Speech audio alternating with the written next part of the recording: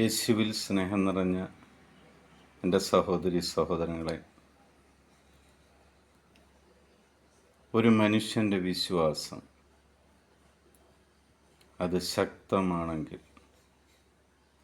അവനെങ്ങനെ അനുഗ്രഹം ലഭിക്കുന്നു എന്നുള്ള തിരുവചന ഭാഗമാണ് ഇന്ന് നമ്മൾ ശ്രദ്ധിക്കുന്നത്. വിശുദ്ധ ലൂക്ക എഴുതിയ സുവിശേഷം 18-ാം അധ്യായം 35 മുതൽ 43 വരെയുള്ള തിരുവചനങ്ങൾ. ആ തിരുവചന ഭാഗത്ത് ഈശോ ജെറീക്കോയെ സമീപിച്ചപ്പോൾ അവിടെ ഉണ്ടായിരുന്ന ഒരു കുരുടൻ, കാഴ്ചയില്ലാത്ത മനുഷ്യൻ, യേശുവാണ് അതുവഴി പോകുന്നത് എന്ന് മനസ്സിലായപ്പോൾ ഉച്ചത്തിൽ വിളിച്ചു പറഞ്ഞു, ദാവീദിൻ്റെ പുത്രനായ യേശുവേ, എന്നിൽ കനിയണമേ എന്ന്.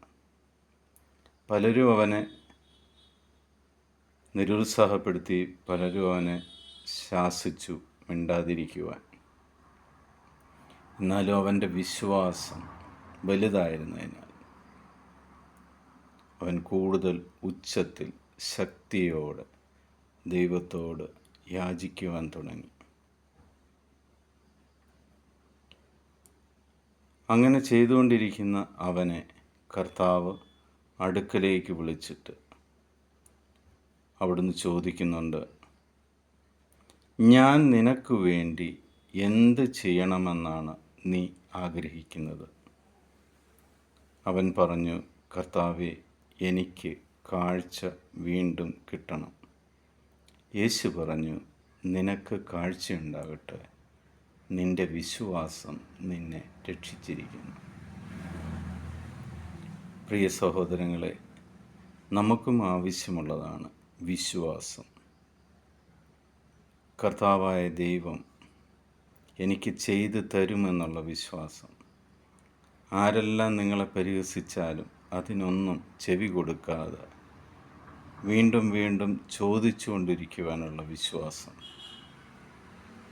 മടിപ്പ് കൂടാതെ ദൈവത്തിൻ്റെ മുന്നിൽ യാചിക്കുവാനുള്ള ശക്തി നിങ്ങൾക്കുണ്ടെങ്കിൽ, വിശ്വാസം നിങ്ങൾക്കുണ്ടെങ്കിൽ, നിങ്ങൾ ചോദിക്കുന്ന കാര്യം ലഭിക്കുക തന്നെ ചെയ്യുമെന്ന് ഈ വചനം നമ്മളെ ബോധ്യപ്പെടുത്തുന്നു.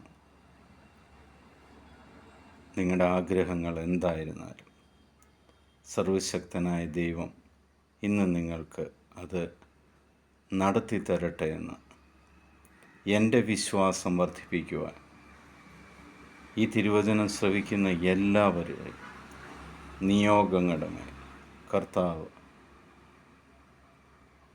ശക്തമായിട്ട് അനുഗ്രഹിക്കട്ടെ എന്ന് ഞാൻ പ്രാർത്ഥിക്കുന്നു. കർത്താവിൻ്റെ സമാധാനം നിങ്ങളുടെ കൂടെ ഉണ്ടായിരിക്കട്ടെ. ഈശോ മിശിഹായ്ക്ക് സ്തുതിയായിരിക്കട്ടെ.